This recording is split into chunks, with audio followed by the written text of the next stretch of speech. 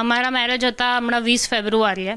અમે આવ્યા, હું જાન્યુઆરીમાં આવી, મારા હસબન્ડ ફેબ્રુઆરી 1 ફેબ્રુઆરી આવ્યા. અને અમારી રિટર્ન ટિકિટ છે ને 10મીએ રાત્રે, એટલે 11મીની વહેલી સવારે છે. પણ અત્યારે કોઈ જ એમાં અપડેટ નથી કે તમારી ફ્લાઇટ છે, કેન્સલ થઈ ગઈ છે, શું છે, કંઈ જ અમને અપડેટ નથી આવી. એટલે હું 3 વર્ષથી છું, વત્સલ 6 વર્ષથી છે. અમારા પેરેન્ટ્સે જેમ અરેન્જ મેરેજ થાય, બાયોડેટા એક્સચેન્જ થાય, એવી રીતે જ અમે કર્યું. પછી ત્યાં અમે મળ્યા, અમને સારું લાગ્યું એકબીજા સાથે, એટલે અમે આગળ ડિસિઝન લીધું કે અમારે લગ્ન કરવા છે. એટલે પછી અહીંયા ડેટ્સ ને બધું ફાઇનલ કર્યું પેરેન્ટ્સે, અને અમે અહીંયા આવ્યા રજાઓ લઈને ત્યાંથી જોબમાં. કે એમ તો અલાવ ના હોય આટલી બધી રજાઓ, મહિના 2 મહિનાની, પણ એમ વાત કરીએ કે અમારા લગ્ન છે એટલે આપે. તો રજાઓ લઈને આવ્યા, અને અત્યારની જે પરિસ્થિતિ હવે જોઈએ છીએ એ પ્રમાણે અમને લાગે છે કે એમ ફસાઈ ગયા જેવું લાગે છે, કે હવે અમે કઈ રીતે પાછા જઈશું એ ખબર પડી રહી નથી. કેમ કે એર સ્પેસ બધી બંધ છે.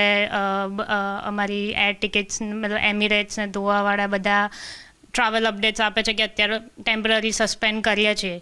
તો આગળ હવે શું ડિસિઝન લે એ લોકો, શું અમને ઓપ્શન આપે, એનું કંઈ ખ્યાલ નથી. એટલે અમારે શું કરવું, શું ના કરવું, એ બધું ચિંતા થઈ ગઈ છે અમને.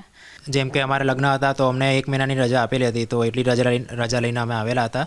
અને 11 તારીખની ફ્લાઇટ હતી, તો એના પછી તરત બીજા દિવસથી તો મારી જોબ ચાલુ થવાની. તો જેટલું મારું વેકેશન હતું એ બધું અત્યારે પેઇડ વેકેશન બધું પતી ગયું છે, અને રજા એટલી જ અપ્રૂવ થયેલી હતી. તો આગળ જઈને હવે જો પાછા અમે ટાઈમ પર ના પહોંચી શક્યા તો આગળ અમારી નોકરી રહેશે કે નહીં, એ બી અત્યારે ચિંતાનો વિષય છે. અને જો નહીં થાય તો ફ્લાઇટ કેન્સલ થઈ તો બીજી કોઈ ફ્લાઇટ લઈને જવાનું થાય તો એનો શું ખર્ચો છે, શું છે, એ બી ખબર નથી. તો અત્યારે એ ચિંતા ચાલી રહી છે. મારી ફ્લાઇટ હતી એ અહીંયાથી દોહા, અને દોહાથી ટોરન્ટો જવાની હતી. અને આમની ફ્લાઇટ છે અહીંયાથી દુબઈ, અને દુબઈથી ટોરન્ટો જવાની હતી. પણ જેમ કે દુબઈમાં એરપોર્ટ ઉપર અત્યારે મિસાઇલ પડી છે, તો અત્યારે એરપોર્ટ હજી ઓપરેશનલ થાય કે નહીં એ બી હજી ચિંતાનો વિષય છે. અને એમને તો 21 કલાકનો સ્ટે હતો, પણ જો આવી પરિસ્થિતિ રહી તો પછી ત્યાં આગળ એ રહી શકે કે નહીં એ બી હજી ખબર નથી.